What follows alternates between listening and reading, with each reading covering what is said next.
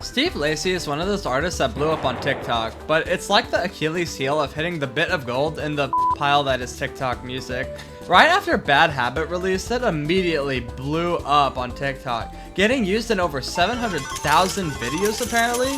Like, holy moly, dude. It's not like he was some unknown, underrated artist before, Gemini writes. Like, he produced a song on one of the biggest albums ever, like 5 years before that.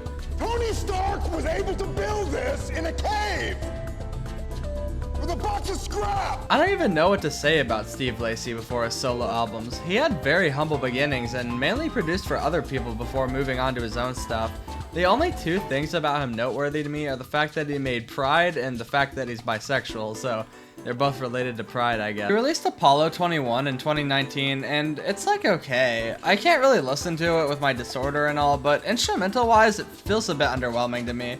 Maybe that's just because I'm used to the straight gold that's been found in his other songs. Gemini Writes is just a total improvement on every aspect. I think his singing is much better, even if he always was a really good singer. The production on here has me creamin' and beamin' though. I mean, Bad Habit blew up for a reason. It's probably one of the most catchy songs the world has ever conceived. I find myself singing this to myself without realizing it, so I guess it deserved its fame.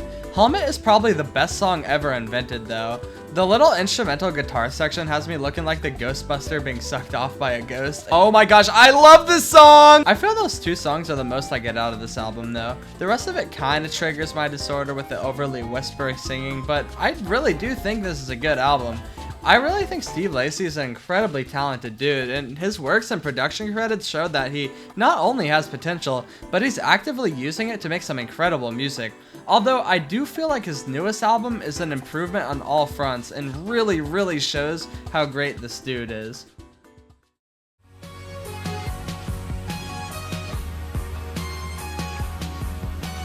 Oh Yeah is Steve Lacy's newest album that released just a month ago. I heard only good things about this album, but I waited a while to check it out due to unrelated reasons. It wasn't until I heard the title track at the end of the new Spider-Man movie that something really clicked. I had already tried listening to that song, but got distracted before finishing the album. But after hearing the album opener in that setting after such a great movie, I just had to listen to the full album. My first exposure to this album was when the single Nice Shoes released. This song is a weird breakbeat track that uses the Steve Lacy skill set of making it incredibly catchy.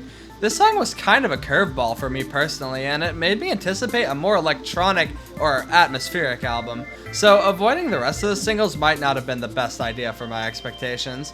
Also, I think it's really interesting how Nice Shoes is just like completely different on the album, but I'll get into that. Oh Yeah is a bedroom pop singer-songwriter album that, spoiler alert, is so damn awesome. The album opens with the title track, which is an outstanding upbeat opener that really sets you in the mood for the rest of the album. Like I said, this song was used in the Spider-Man movie and wow, does it fit. I was looking at the Genius page for this song and I couldn't resist looking at the Portuguese version, and the concept of Steve Lacy singing Vamos, Vamos, Vamos is really funny to me. This song opens up with the themes of this album, mentioning breakup and nostalgia.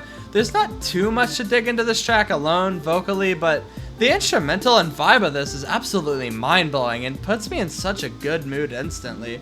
The second track is the third single for this album, Is It Cool? Featuring SZA.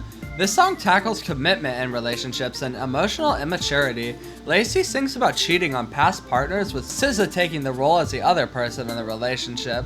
Lacy calls his actions self-sabotage. Why can't I say that? And SZA as the other side says they don't want to talk, they just want to Now this is starting to get a little bit too relatable for me. He also says he doesn't want to be a whore. He just wants to be the one that you tell your mom about and stuff, and I think that lyric is really funny. This album is freaked out. Dude's talking about busting a nut over here. Why didn't they use this song at the end of Spider-Man? SZA is absolutely incredible, as always, on this album. Their duet on here, oh my gosh. I don't know if it's like auto-tune that makes this one lyric sound good, or if it's just mildly pitched up, but oh my gosh. I'm shaking, this is so good. I think my favorite part of this song is the final line. I know it's stupid, but the way it pitches up and stops it's so rewarding to me. I really love this vocal effects in this song, and in general, this is just really incredible. The Feeling is the second single released for this album, which released alongside a music video, and this song is so good, oh my word. This song has the funky synth noises that I would say is iconic to its sound.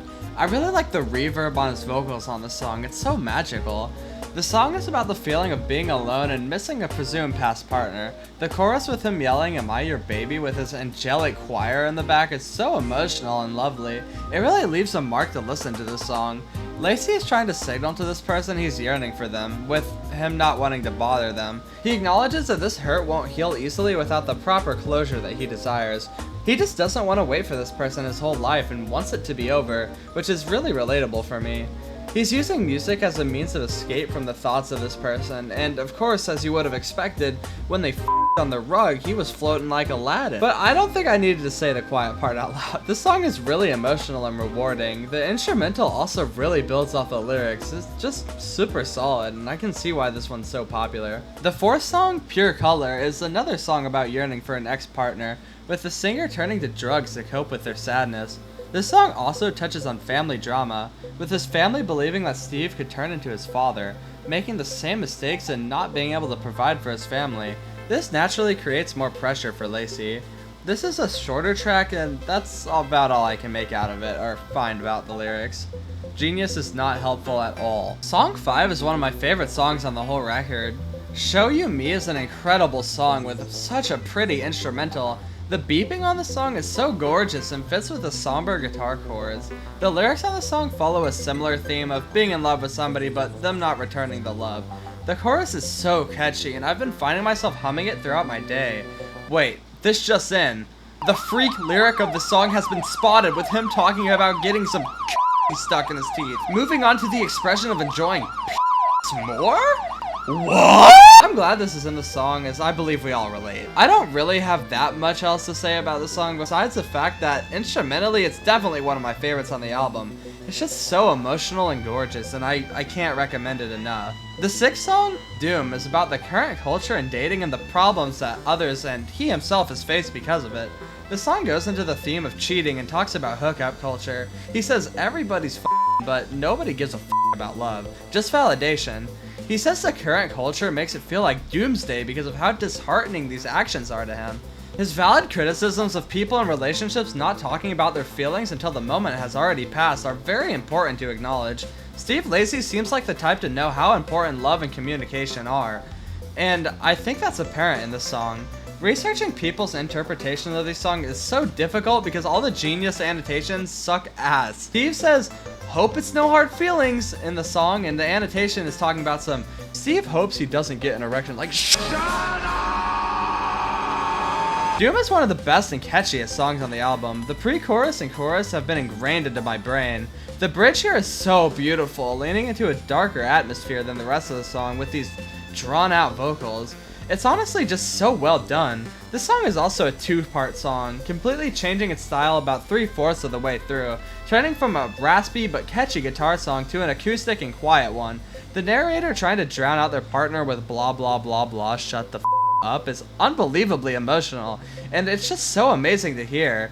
This is easily one of my favorite songs on the whole record. I'm a big baby sucking on big titty. Track 7 feels similar to Pure Color, acting as a shorter transition song and not a full-fledged track. He repeats, "Nothing can keep you off my mind," and that's about the entire lyrical content. He's clearly yearning for this person and not getting the amount of love he wishes in return. This is a sweet little track in between two of my favorites on the album. Track 8 might be my favorite song on here, although I feel I'm saying that for every song. And maybe my favorite song Steve Lacy has ever made. Love Sex Drug Bomb is once again a song about going back to his partner, with him being unable to move on even if he wants to get with other people. He only really wants this one person. He says, "We break up, okay, I'll find a man, dump him, and then find you once again." They seem to be going through the cycle over and over again, even if it never seems to work out. I do like when he says kill your boyfriend though, like yeah, that's some good advice. For me, this song strives in the instrumental instead of the lyrics, having this incredibly catchy melody with such an interesting effect on it. The bridge with Cecile Believe is incredible. The way this song strips back to these weird electronic noises that sound so haunting and evil, with only the bass properly shining through. This song continues before bringing back the drums, and honestly, it's just so impactful and cool. I love how this song progresses to this day, and I haven't heard anything like it. The song goes on like this before bringing back the melody for the very end, and it's really incredible.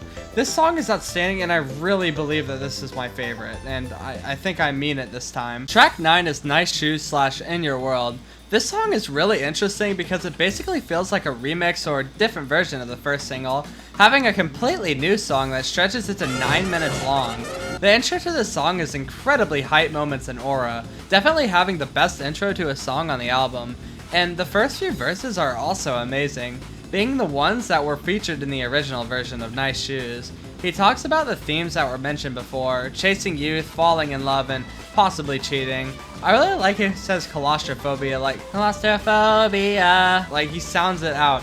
It's so crazy, and just that line gets stuck in my head. The chorus of Lacy practically begging for it to stop is also really impactful and emotional. Our Steve Lacy penis lyric. Unfortunately, the best part of the song ends at about 3 minutes, with the next track being a bit dragged out for me. I really dislike his mumbling singing on part 2, and I think it's a bit obnoxious. I just really wish the song wasn't that long because it drags on, and honestly, it does not need to be as long as it is. I understand it's like a monologue. Bro, who is flirting with him in the annotation? I appreciate the song more than I actually like it, I feel. I honestly wish the single version came with that awesome intro because that would be the best version in my opinion. Also, I can't be the only person who thinks that beeping at the end sounds like the McDonald's thing, right?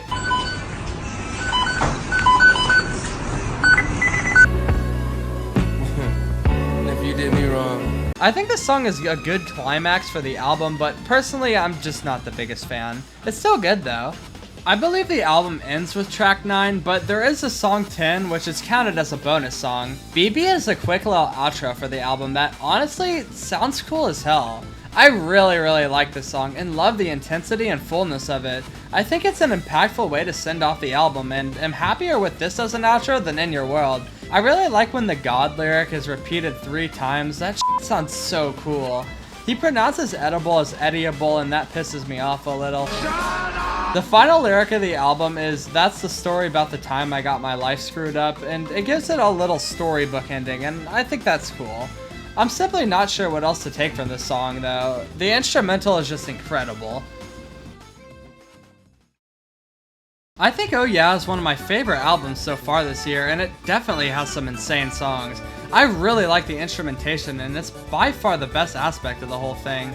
I really do wish he whispered and mumbled a bit less to not trigger my audio disorder so it would be easier for me to listen to, but hey, what can you do, I guess. His guitar work is amazing, and I'm just so happy with the sounds on this album.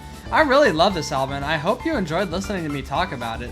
Subscribe to me, and bye!